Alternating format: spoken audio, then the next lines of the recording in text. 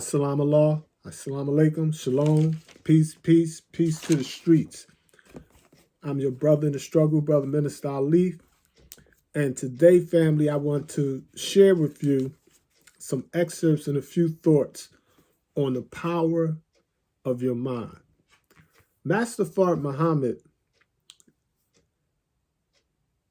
gave the Honorable Elijah Muhammad a list of 104 books to study at the Congressional Library in Congress. One of those books was this book, The Secret of the Ages, by Robert Collier. This book was originally published in 1925, but it was under a different name. At that time, it was under the name The Book of Life. In 1926, they renamed it to The Secret of the Ages. And basically, the book teaches the black man is God. But I would like to just share with you some excerpts from chapter 1 about the power of the conscious and subconscious. I would like to open this. It's a little poem from Edgar A. Guest in the introduction. I'm going to just read this little poem. You can do as much as you think you can, but you'll never accomplish more.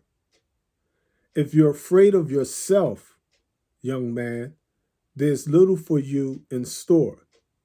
For failure comes from the inside first. It's there if we only knew it.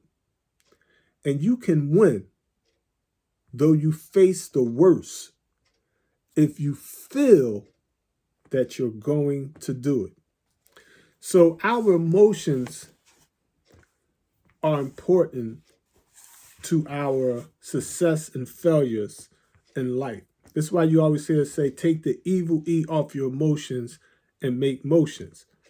A lot of people think that there is what they call masculine energy and feminine energy. That's pseudoscience. That's spooky stuff. You cannot have masculine and feminine energy. There's just energy. You know what I mean? Our ancestors, like in other books, like ancient works like Tahuti, the Book of Thoth, who was one of the 24 scientists, described, you know what I mean, the scientists of ancient Kemet or Black Egypt. He got it right in the 7 universal sciences. He basically explained that gender is in all things. Gender is not all things, but gender is in all things, meaning everything has a hard, soft, male, female principle. But when Europeans hear that, they think linearly. So they think there is this concept of masculine energy and feminine energy. There's just energy. Depending on the vibration, the law of vibration, it'll manifest as male or female. Chemically speaking, if the fetus is bombarded with testosterone, the male God will manifest. But if it's dominated by estrogen, the female goddess will manifest. If it's in between, a hermaphrodite, a male that has a vagina or a female that has a penis will physically be born. These are real sciences in the universe. These is the sciences of life. This is what Jesus in the Bible was arguing with his disciples when they asked him about the eunuchs. And he explained to them, he didn't want to explain that science. He said, this is a hard thing to understand. You know what I mean? And he basically summarized by explaining to them, in heaven, y'all going to be like the angels of heaven. You know what I mean? So when we talk this high science, don't confuse it with the Euro spooky stuff. The black man is God. And these is ancient sciences. This is why I wanted y'all to know that this was in 1925. They was teaching this. Before this modern day, where is it at? I have probably got like 6 or 7 of them in here. Okay, here's one. for stuff like this, The Secrets, The Power, all these are excellent books. You see, I bought a couple of them. Now I'm not giving them out as gifts to people and things of that nature there. However, when you know the message teach, this stuff is elementary, corny stuff for real. Our lessons teaches us the real science. 99 Actual Facts by Prophet W.D. Farr. The Secret basically covers in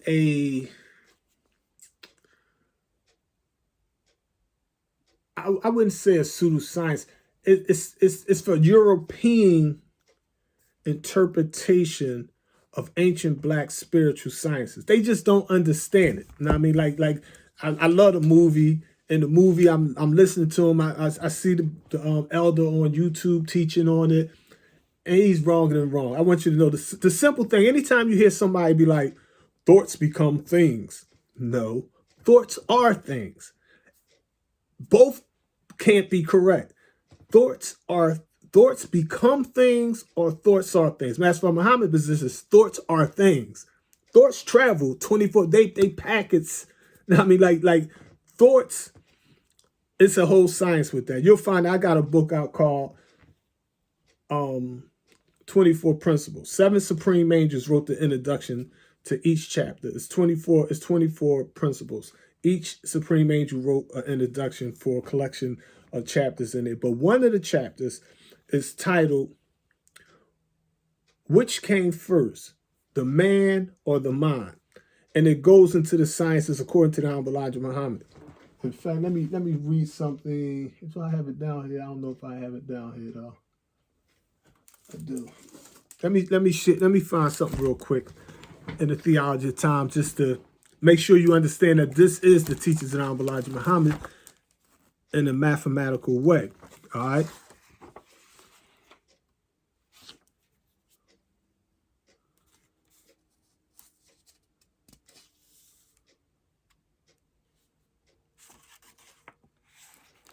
Okay, in the theology of time,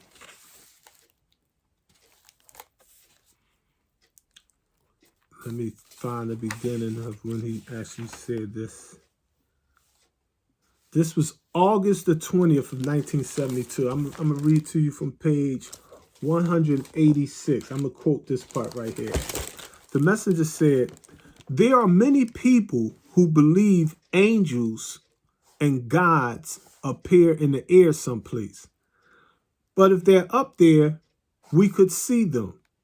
There is no such thing as formless spirits flying around in space, unless you want to declare such as the righteous mind. The righteous has a mind that wills certain things to be done and using certain things which are in the space around, but it's not material. Now, Eurocentric scientists, physicists, astrophysicists, they basically, at this juncture of human evolution, they basically define it as dark matter or dark energy. In fact, it's so much to this. Sister Zaza Ali wrote this book here called Black Matters. I mean, and the science of the mind and what we call the atom of mind is a high science in and of itself. I mean, and you have to be careful in utilizing it, because the message teaches us playing with Islam is like playing with fire. I seen brothers that ended our Supreme Angel classes that they learned some esoterical stuff and was experimenting with it and lost themselves. Now, I mean, you can literally psych yourself right out of reality. Now, I mean, so you have to know what you're doing. Now, I mean, like it's like some people can handle snakes, some people can't. Now, I mean, so you have to be properly taught and trained in that field in order to do that. The message teaches us that the scientists got with the prophet Isa, Jesus, and they taught him how to tune in, if you will. Now, I mean, and it wasn't really difficult because he already knew mathematics. His brain was mathematically thinking. Like our people in 2022, the majority of the youth, their brains are being bombarded with so much information that their brain literally just can't process it. It's like overload, oversensory. You know what I mean? So what's happening is you have people that think with analog thoughts, and you have people that think with digital thoughts. Those that's thinking with digital thoughts, their attention span is real short. It's hard for them to try to concentrate and focus on things, to remember something like rote and dogma, like lessons. Now, I mean, like before the invention of computers, you had children in ancient China that could like recite these big, thick books. Like you go to Muslim countries and little children they become Qaris. They could recite the entire Quran word for word. Little Jewish children learn the whole Torah. You know what I mean? FYs, MGTs learn all that lessons, problem books, easy. You know what I mean? Arabic, you know what I mean? All that kind of stuff. Scriptures in the Bible, Quran, that brain could retain that information. You know what I mean? But nowadays, you have all these subliminal suggestions. You got all these songs coming through the phones and radios and TVs and laptops and tablets or whatever. You know what I mean? It's just bombarding you with negativity over and over and over and over. So the actual dendrites, the actual wiring to your brain, first of all, the wiring is not properly insulated because it's deficient in B12. 9 out of the 10 people that you see are B12 deficient in this country. You know what I mean? You can't get B12 from fruits and vegetables or vegan. It's a lot of pseudoscience out there. You know what I mean? A lot of spooky stuff. But when like in this day and time, people Google information and become scholars. I mean, they're not literally. It's a lot of negativity that we receive through all types of programming. I mean, it may be programming through magazines, newspapers, conversations, videos, whatever. Know what I mean? And the conscious and subconscious brain is real. So let me read a few excerpts from here so you could get the gist of this, if you will.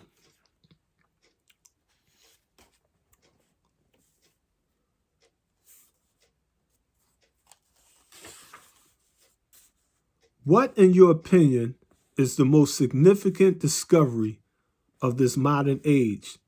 The finding of dinosaur eggs on the plains of Mongolia laid, so scientists assert, some 10 million years ago?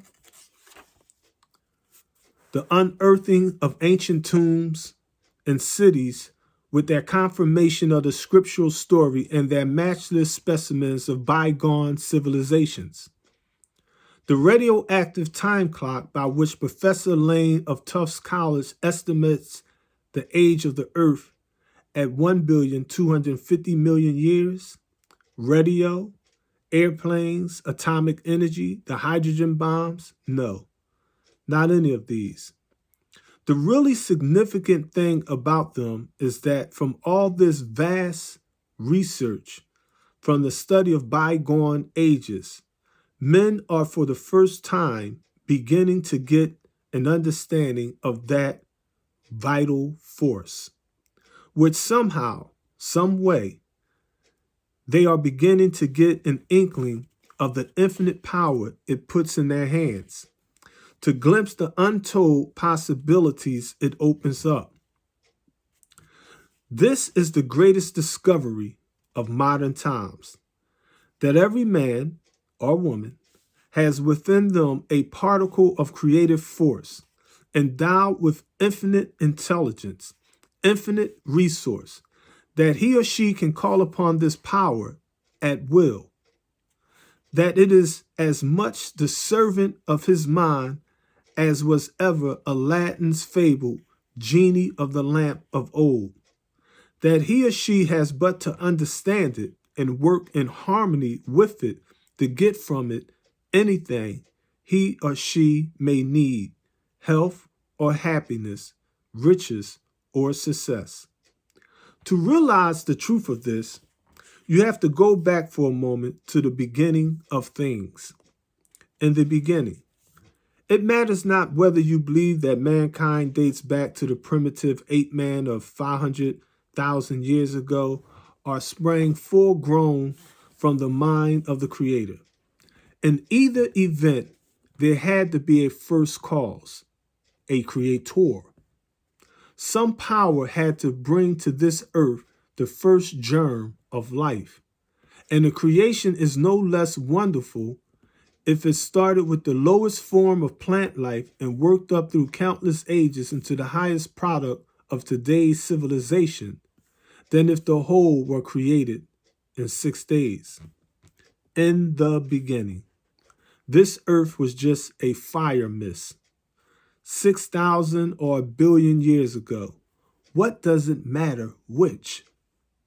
The one thing that does matter is that sometime, some way, there came to this planet the germ of life, the vital force which animates all nations, all nature, plant, animal, man. If we accept the scientist's version of it, the first form in which life appeared upon Earth was the humble algae, a jelly-like mass which floated upon the waters. This, according to the scientists, was the beginning, the dawn of life upon the earth.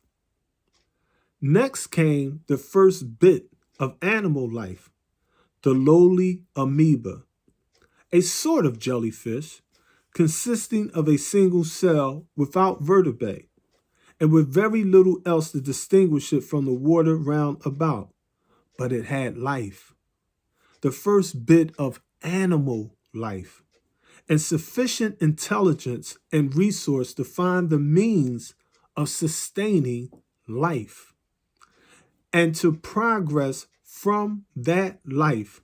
According to the scientists, we can trace everything we have and are today. All the millions of forms and shapes and varieties of plants and animals that have since appeared are but different manifestations of life, formed to meet differing conditions. For millions of years, this, quote, life germ was threatened by every kind of danger, from floods, from earthquakes, from droughts, from desert heat, from glacial cold, from volcanic eruptions. But to it, each new danger was merely an incentive to finding a new resource, to putting forth life in some new shape. To meet one set of needs, it formed the dinosaur. To meet another, the butterfly. Long before it worked up to man, we see its unlimited resourcefulness shown in 1,000 ways. To escape danger in the water, it sought land. Pursued on land, it took to the air. To breathe in the sea, it developed gills. Stranded on land, it perfected lungs. To meet one kind of danger, it grew a shell. For another, a sting. To protect from glacial cold, it grew fur. In temperate climes, hair. Subject to alternate heat and cold, it produced feathers.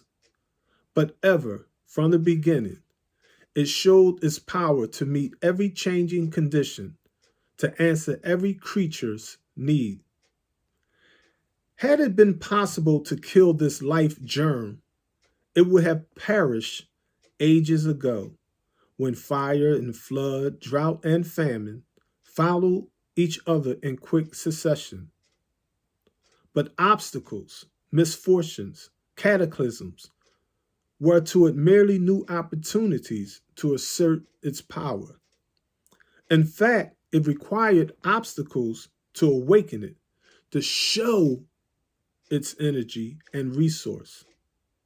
The great reptiles, the monster beasts of antiquity passed on, but the life principle stayed, changing as each age changed, always developing, always improving.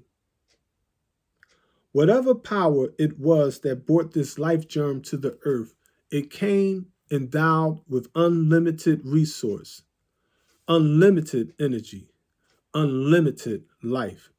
No other force can defeat it. No obstacle can hold it back. All through the history of life and mankind, you can see its directing intelligence. Call it nature. Call it providence. Call it what you will, rising to meet every need of life. The purpose of existence. No one can follow it down through the ages without realizing that the whole purpose of existence is growth, expression. Life is dynamic, not static. It is ever moving forward, not standing still. The one unpardonable sin of nature is to stand still, to stagnate. The Giganosaurus that was over 100 feet long and as big as a house, the Tyrannosaurus that had the strength of a locomotive and was the last word in frightfulness, the Pterodactyl or flying dragon, all the giant monsters of prehistoric age are gone. They ceased to serve a useful purpose. They did not know how to meet the changing conditions. They stood still, stagnated while the life around them passed them by. Egypt and Persia, Greece and Rome, all the great empires of antiquity perished when they ceased to grow. China built a wall about herself and stood still for 1,000 years. Today, she is oppressed by communism, and all nature to cease to grow is to perish. It is for men and women who are not ready to stand still, who refuse to cease to grow, that this book is written. It will give you a clearer understanding of your own potentialities, show you how to work with and take advantage of the infinite energy all about you. The terror of the man at the crossways, not knowing which road to take, will be no terror to you. Your future is of your own making, for the only law of infinite energy is the law of supply. The life principle is your principle to survive, to win through, to triumphantly surmount all obstacles has been its everyday practice since the beginning of time. It is no less resourceful now than ever it was. You have but to supply the urge, to work in harmony with it, to get from it anything you may need. For if this vital force is so strong in the lowest forms of animal life that it can develop a shell or a poison to meet a need, if it can teach the bird to circle and dart, to balance and fly, if it can grow a new limb on a spider to replace a lost one, how much more can it do for you? A reasoning, rational being with a mind able to work with this life principle, with an energy and initiative to urge it on. The evidence of this is all about you. Take up some violent form of exercise, rowing, tennis, swimming, riding. In the beginning, your muscles are weak, easily tired. But keep on for a few days. The vital force flows into them more strongly, strengthens them, toughens them to meet that new need. Do rough manual labor, and what happens? The skin on your hands become tender, blisters, hurts. Keep it up, and does the skin all wear off? On the contrary, the vital force provides extra thickness, extra toughness, calluses, we call them, to meet your need. All through your daily life, you will find this life force steadily at work. Embrace it, work with it, take it to yourself. And there's nothing you cannot do. The mere fact that you have obstacles to overcome is in your favor. For when there's nothing to be done, when things run along too smoothly, this life force seems to sleep. It is when you need it, when you call upon it urgently, when you seem to have used up every bit of vital force in you, that it is most on the job. It differs from luck in this, that fortune is a fickle jade who smiles most often on those who need her least. Stake your last penny on a turn of a card. Have nothing between you and ruin but the spin of a wheel or the speed of a horse, and it's 1,000 to 1 luck will desert you. But it is just the opposite with the life principle. As long as things run smoothly, as long as life flows along like a song, this life principle seems to slumber, secure in the knowledge that your affairs can take care of themselves. But let things start going wrong. Let ruin and disgrace stare you in the face.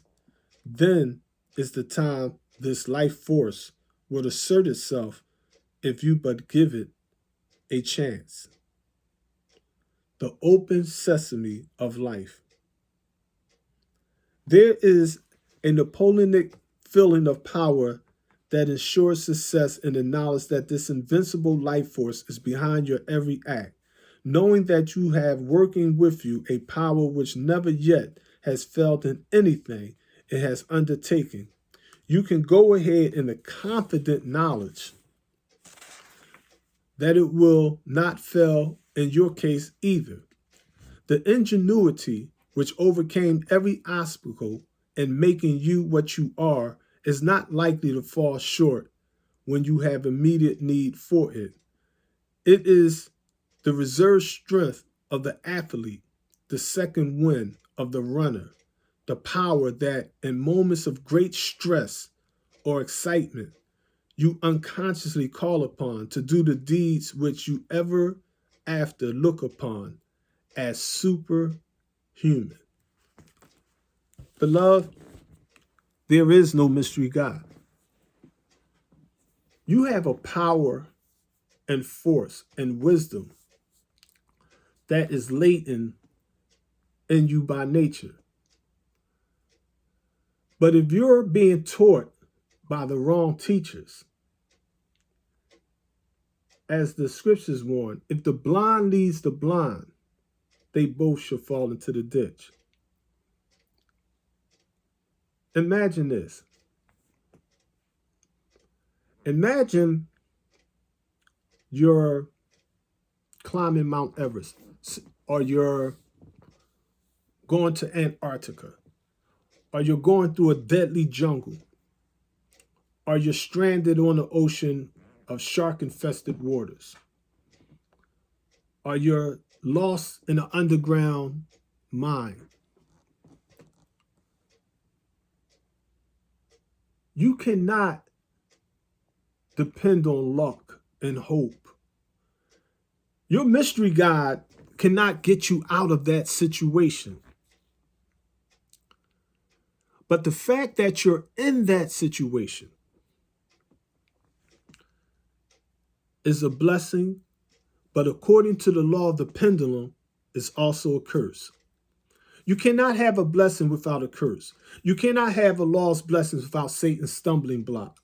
You cannot have a cause without an effect. You cannot have an action without a reaction. You cannot have heaven without hell. You cannot have God without the devil. You cannot have the positive without the negative. You cannot have the proton without the electron. You cannot have the 10% without the 5%. We are simply vibrating according to the law of vibrations on different levels. A 5% used to be an 85%, but he vibrated to a higher plane and became a 5%. He went from a neutral, mentally dead zone. He was a mentally dead slave for mental death and power, but he vibrated out of that. He was mentally risen up. He was mentally resurrected out of that mindset into the mindset of an active God. As a 5%, a poor righteous teacher, he became or she became aware of the latent power that was always there. When they made the transition from an 85% to a 5%, they did not find a new power or get a new energy or tap into that masculine energy or that feminine energy or the yin and the yang or the Ife or the I Ching or something separate and distinct from self. They merely realized, as the ancient Kemetic or Egyptian and Nubian, Sudanese and the Kushite, the Ethiopians and the Zanian, South African, like our ancestors taught us in Becca or Mecca, that the temple of man, the temple of woman, the temple of self, you have your lower self and your higher self, your devil and your God. But all your life, you're thinking according to Eurocentric thoughts. You're thinking linearly. So you're thinking that God is in the sky and the devil is under the ground. You're thinking that there's a serpent in a tree talking to Adam and Eve, making them do something they didn't want to do. But it's all talking about a single force. The universe, uni means one. The universe, the one word, kun, be, and behold it is. Your word is bond. Many people think that our original language was some ancient Sumerian or Mesopotamian or Netta or hieroglyphic or Hebrew or Arabic or Aramaic or whatever. Master Fard Muhammad differs with that concept. He goes deeper. He goes further. And the Honorable Elijah Muhammad echoes his master teacher. Short version. The original language of the Black nation is no language. It's feelings, meaning that the science of mental telepathy, to be able to communicate. See, we're so bombarded. We're so programmed. Our pineal gland is so calcified in this day and time that we can't see. We think that we open our eyes and we physically see. I mean, it's like, I wear reading glasses. But Tahuti, the God man known as Thoth, the scribe of the ancient gods, thousands of years before physical spectacles, he knew how to make glasses. I know how to make glasses. If I lost my glasses or whatever, I could read the smallest thing, sometimes better than the white man's glasses. You know how? All you do is take your hand and you take this finger and you curl it. Those of you that wear glasses, just take your finger and curl it and look in there. And you can read anything that you can see with your glasses. And if you uncurl your finger, you can't read it with your physical eye. The prophecy says that That disciple that came after the Honorable Elijah Muhammad and Peter and Jesus, and that disciple known as Paul, the one that was going from prison to prison and writing all this stuff, he would have a physical vision problem, but on the road to Damascus, God gave him a universal sight that was beyond the physical eye. You can close your eyes to see. At nighttime, I be telling my wife sometimes, I'll just close my eyes, just tune in. And I want you to try something tonight. Instead of, when you go to bed tonight, instead of going to sleep, God don't sleep, he rests, she rests. You could go into different levels of sleep, as they say. But what I want you to try to do is this. When you close your eyes tonight, breathe from the low, not from your lungs and all that, but just relax. You know what I mean? And close your eyes and see. Feel what I'm saying. Close your eyes and see. Now, you're going to see a light. In Buddhism, Hinduism, Taoism, they talk about a blue ball. People see energy balls. They're misinterpreting what's happening here. You're going to see an inner light, a real inner light. But that inner light, your brain, your conscious and subconscious can communicate. I want you to consciously, not verbally, you ain't gotta say nothing. Your mind can hear you talk without moving your tongue. Your heart and soft palate, your lips and tongue, you don't need that to talk to the mind. You can just think. It tune right in instantly. I mean, like if I want to talk to Master Muhammad, he's right there. I don't have to pray. I ain't gotta make rakats. I ain't gotta draw fast. I ain't gotta face the east or the west. I could talk to Master Muhammad right now. Not because he's sitting up on some throne on the mother plane or on the UFO and he's like, what you talking about? When you, like Jesus said, let this mind that's in Christ Jesus be in you.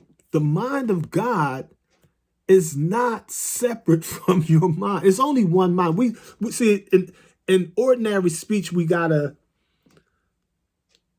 speak in a language that information conceived multiplied by information received equals clarity. That's the mathematical formula of the gods. That's how we get understanding. Information conceived multiplied by the information received, it equals clarity. I'm going to give you a simple assignment. If you close your eyes and you focus, you're going to see all these different lights at first. Concentrate that light. Don't just let it scatter. Concentrate like a laser beam. Don't use the shotgun method. No, concentrate the light to a single beam. Don't force yourself. If you try to see it, you're not going to see it. Just relax and just look at it. And you're going to see something in the light. Just relax. Don't panic when you see stuff. Every time you're going to see something different. I have no idea what your experience, your expression, your feeling, your emotion is going to manifest for you at that time, according to your DNA, your psychology, your level of actualization, your level of knowledge, wisdom, and understanding.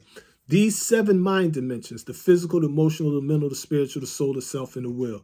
These 9 forces that came with you when you was a tiny amoeba swimming around in the ocean.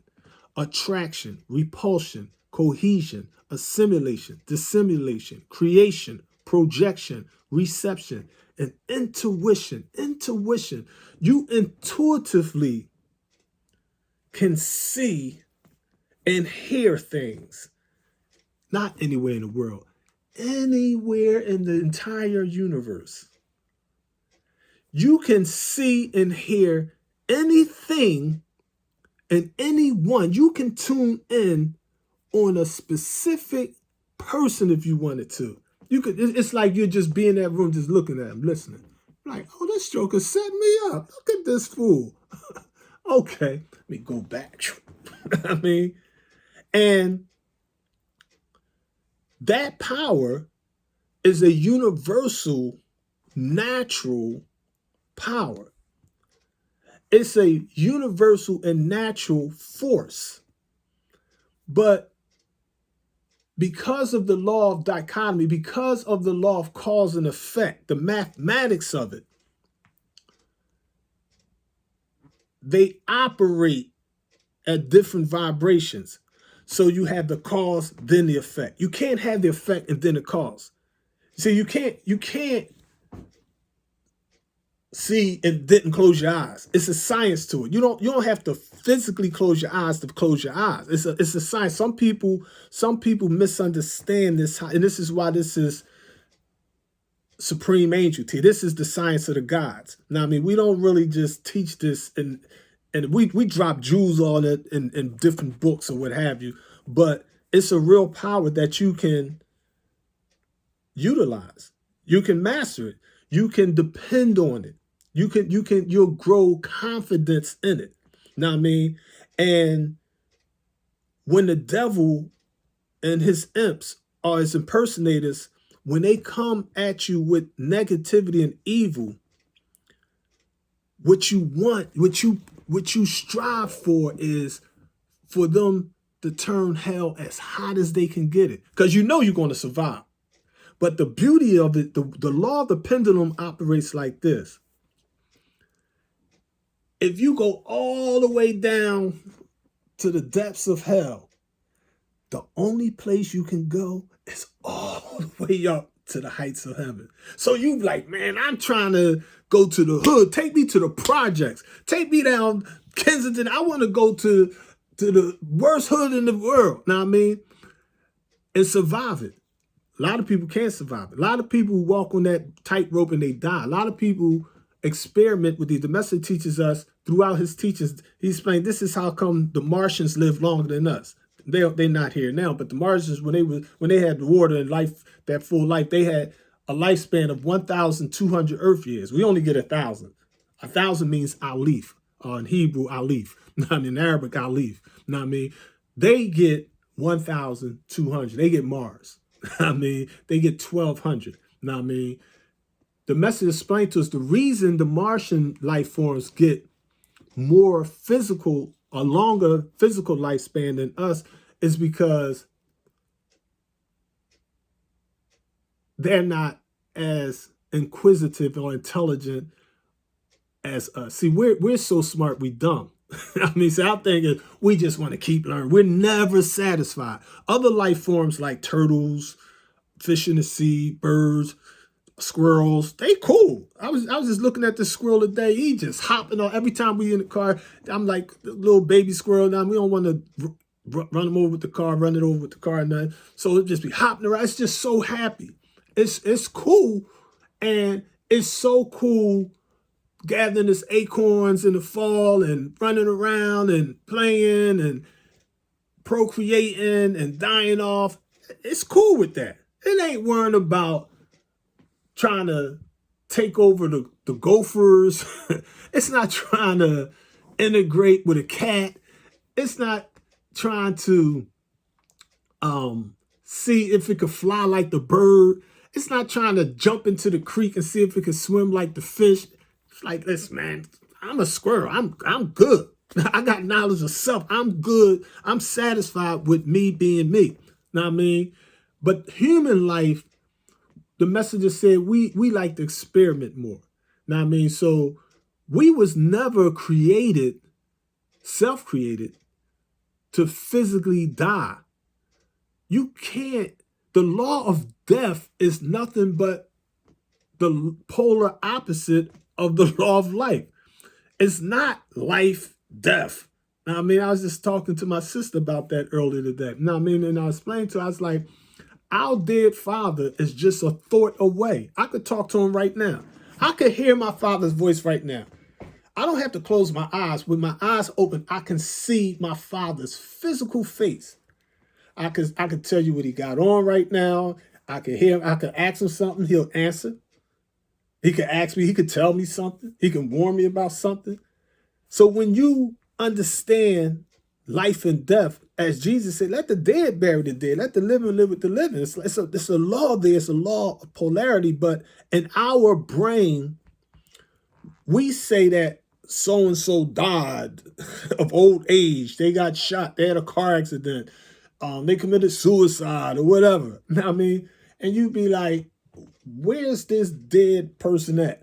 They be like, they at the morgue. And you go to the morgue.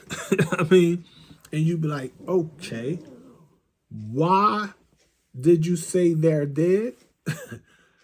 Because the white man's machine can't mathematically calculate or measure a rhythm, the law of rhythm. You can't get no heartbeat, a pulse, no brain activity. So we say they're dead. So they're not really dead.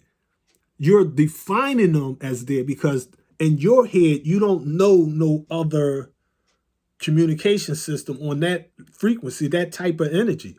Now, I mean, but this hair, is this hair cell dead?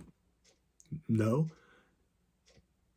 This skin, if I took a razor and cut if I took this person that's supposed to be dead and buried them in the earth, what would happen?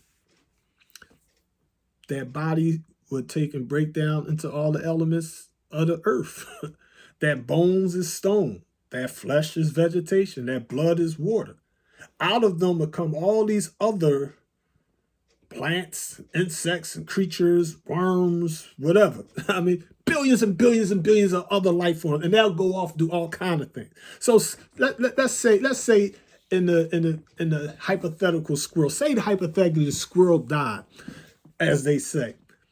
Baby squirrel ain't dead, but say the squirrel died. In fact, the day we was in the car, I did see some roadkill. I seen an actual possum that was dead on the road. It's a lot of woods all around this joint. I seen a dead possum. I didn't think much about it till just now. But that possum that's supposed to be dead,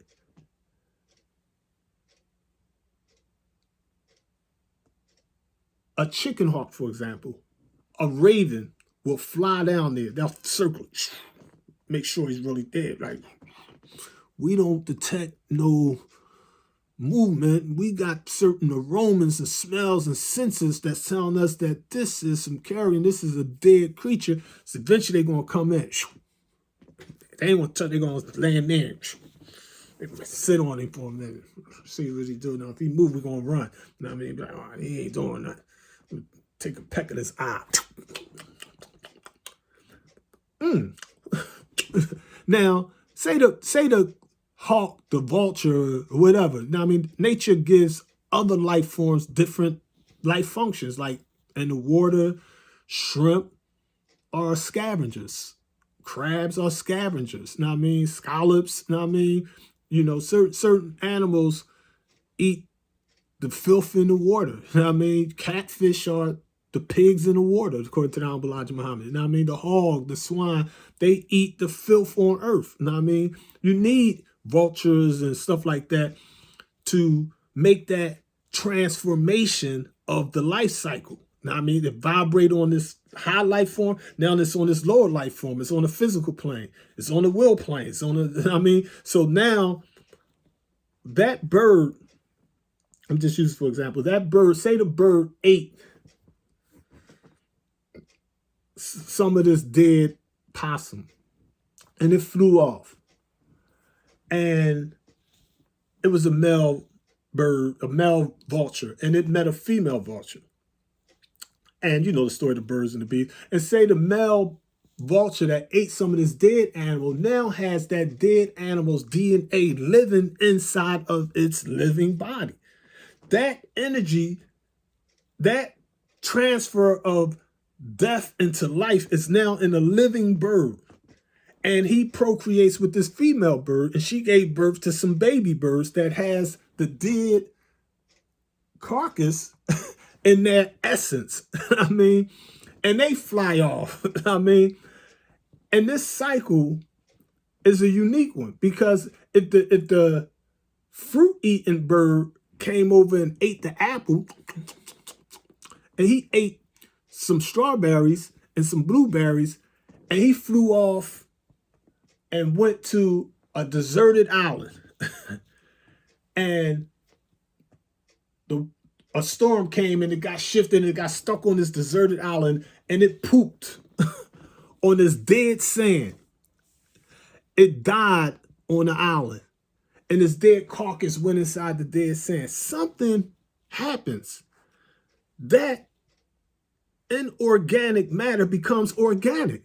That sand in that area where that dead thing at, now something's changing. Like, yo, it's mixing with salt waters, little algae from the ocean, these green things mixing in it. Now all these different grasses and weeds and stuff is growing out of it.